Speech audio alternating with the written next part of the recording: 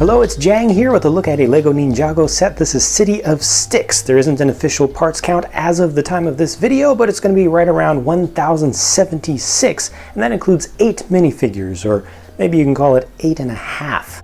This multiple story structure here looks really good. It has nice detailing around it. It's got kind of a pyramid sort of tiering system where it gets smaller towards the top and leaves little balconies out towards the edge. You've got an underground little area where they've got the pier section down by the water, and there's this whole extension out here that covers more of the city. Obviously this is not a full city set, it's just covering some key parts and just giving you a little bit of room to play within the thought and the ideas of the engagements that would occur in the City of Stiix. I feel like a good place to start is this pier over on the right, where you have a ladder that you can erect to get up to the next level, but you have to watch out for a trap because this can come down, this axe can come down to below. That only comes down, it doesn't have the range to actually hit you if you're on the ladder, so it's only if you're on this right side pier over here that you're actually in danger, but it is something just to kind of scare you a little bit. And down below you've got this nice rock face formation with the bars behind it and such, and you can see a little bit of gear mechanism right there. You can control that from the back. There's a knob back there that you can turn to just cause those both to open. The space under there creates kind of a watery cave that you can use to sneak around in, and there's a skeleton there which could be brought back to life by the ghosts, or maybe it's just something there to scare you. You can see a little ghostly spider is hidden down there, is traveling on top of the water. On the next level up is Ronin's shop, and I'll just move this banner out of the way so you can see in there a little bit better. You see there are various antiquities and knickknacks in there, just like in the show. Not quite as many, certainly, and you do have the one arrow blade. There's also a nice rug down on the ground.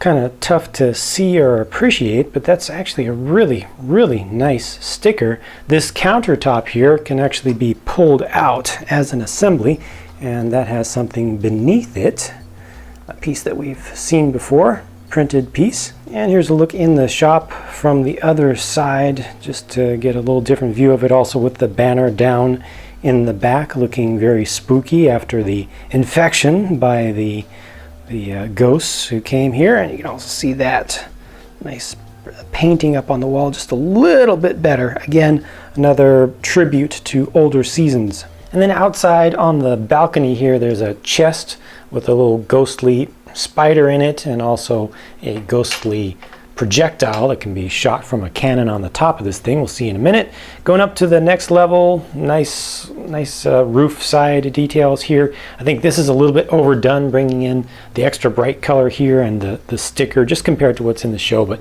this does definitely take you beyond the show and try to introduce some extra play value and some extra possible scenarios for folks with imagination, such as this.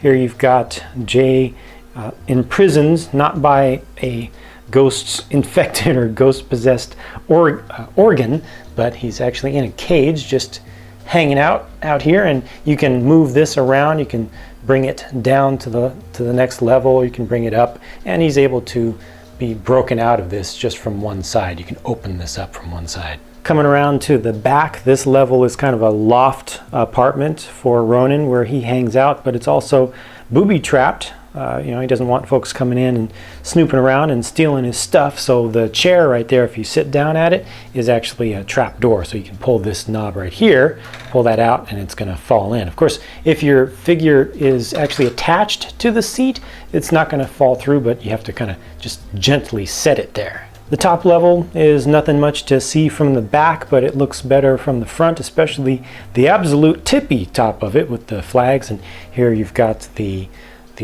part that's able to shoot. I'm not sure what this is supposed to represent. I think it's supposed to be something that's just ornamental that kind of comes alive once the ghosts come into play. And then right there, actually displayed quite too openly, is the scroll that Moro has come here to steal, that in turn Ronin himself stole. And there you can see the map, which is against a gold background.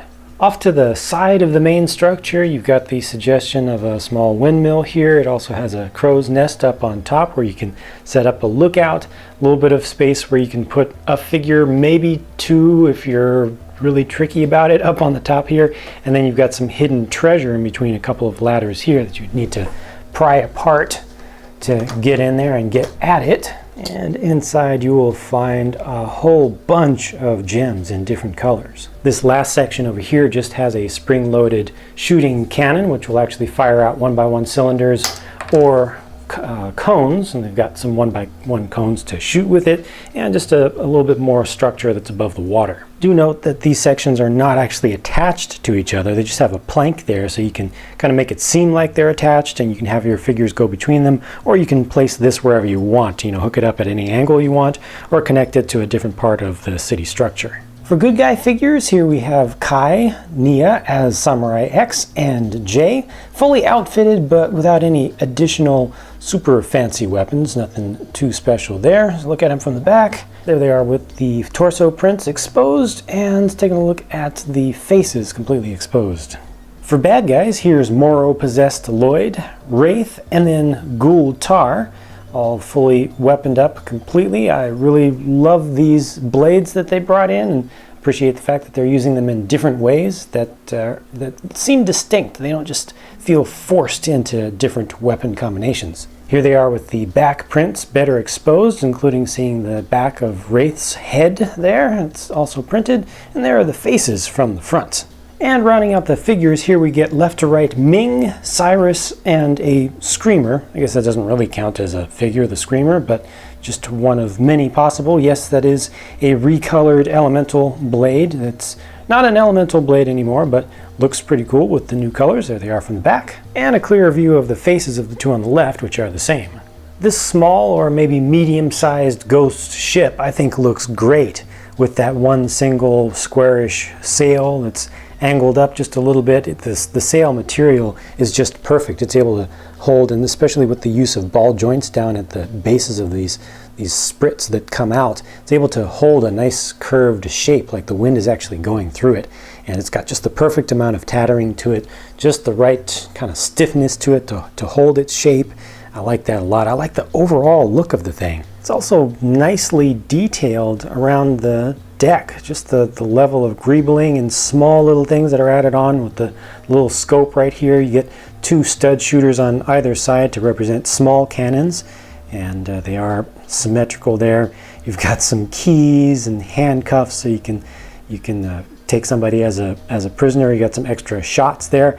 The prison cell is actually under here, which actually takes up quite a bit of the space of the ship because it's kind of small. But this is an area here where you can break out as long as you don't have a figure up above, kind of preventing that from happening. But you can hook on to this with something else and break out a figure who is stuck in there. But the main place to normally get in is from up here, which is a locked, barred up door, and that's able to swivel open to initially put your figure in there. You got a couple of crossbows off on the sides just for defense, just some extra tattered details, and a nice little assembly up at the top just for the sake of kind of adding a little bit of intimidation to it and making it look a little bit more finished and artful, I guess. And then here's Nia's speedboat as she's getting in touch with her water elemental powers. This is nice and long and sleek. It's different. I appreciate that. It looks pretty well finished up in terms of its design, even though it's a small thing. It's got a couple of water spouts coming out from the sides. It's also got stud shooters on the sides, which are actually easy to activate if you're holding this thing from underneath. So you can have a thumb and an index finger on there. So that actually works out pretty well. Got that printed piece there for the console. Pretty nicely detailed. I wish it had just maybe a couple fewer stickers. I wish they could have used pieces to represent the exhaust details rather than using stickers there. But these on the sides here I don't mind, and the one on the front I think adds to the look of the thing. And you see, got some blade details on the back. It does lean over to the side based on how it's built, so it's never gonna sit perfectly flat. So it's always looking like it's moving. It's always looking like it's going somewhere or turning. All told, I feel this is a very, very successful set design. I like so many things about it. It looks good on display. It looks like something you'd be proud to have, just to come into a room and see it. It comes with a good selection of figures for sure, a good selection of weapons to battle with, and I feel a good general balance. Oh, and it's also pretty respectably durable. Stuff wasn't falling apart as I was going around checking out different features. So that's the City of Stiix. If you have any thoughts that you would like to share with myself and or the rest of the viewers about this set, please do by leaving a comment down below. Thank you for watching, and I'll be talking to you again very soon.